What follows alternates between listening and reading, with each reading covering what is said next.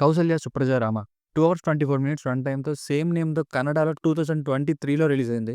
As యూజువల్‌గా ఓటీటీలో ఏదో ఒక సినిమా రిలీజ్ చేయాలి కాబట్టి అదే నేమ్‌తో తెలుగులోకి డబ్ చేసి ఈటీవీ విన్‌లో రిలీజ్ చేసేసారు. తెలుగు డబ్బింగ్ హీరోకి బావుంది. బట్ హీరోయిన్‌కి సూట్ అవ్వలేదు ఆ వాయిస్. ఇక పాయింట్‌కొస్తే చూసాక నాకైతే యావరేజ్ వన్ అనే ఫీల్స్. ఇలాంటి సినిమాలు చాలా వచ్చాయి. చాలానే చూసాం. రీసెంట్‌గా వచ్చిన 'జో' మూవీ లైన్స్‌లో ఉంటుంది.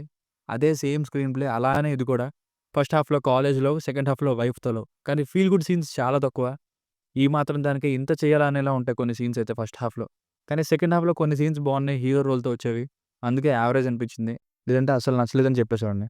ఇక ఫ్యామిలీతో చూడొచ్చంటే 1, 2 మోడర్న్ డైలాగ్స్ ఇబ్బంది పడతాయి. మిగతాదంతా చూడొచ్చు. బేసిక్ స్టోరీ లైన్ చాలా సింపుల్. హీరో కాలేజెస్‌లో ఒక అమ్మాయి తనంతట తానే ప్రపోజ్ చేస్తుంది. ఆ తర్వాత హీరో లవ్ స్టోరీ ఏమైంది? సెకండ్ హీరోయిన్ రోల్ ఏంటి? అన్నది story. Plus points. Love mocktail పేరు హీరో అండ్ హీరోయిన్ ఇక్కడ కూడా వీళ్ళ పెర్ఫార్మన్సెస్ బాగున్నాయి. సెకండ్ హాఫ్‌లో హస్బెండ్ వైఫ్ కోసం పడే బాధ, దీని చుట్టూ వచ్చే సీన్స్ బావుంటాయి.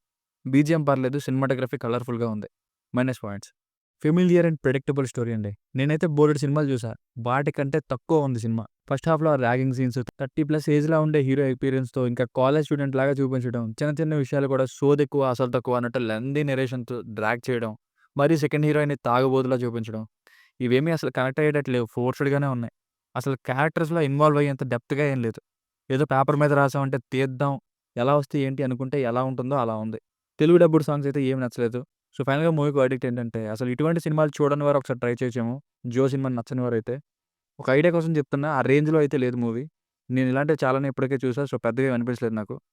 Only for very limited scenes, lack of feel good moments. మీకేమైనా వర్క్ నచ్చినట్లయితే మరిన్ని రివ్యూస్ కోసం మన ఛానెల్‌ని సబ్స్క్రైబ్ చేసుకోండి. Thank you.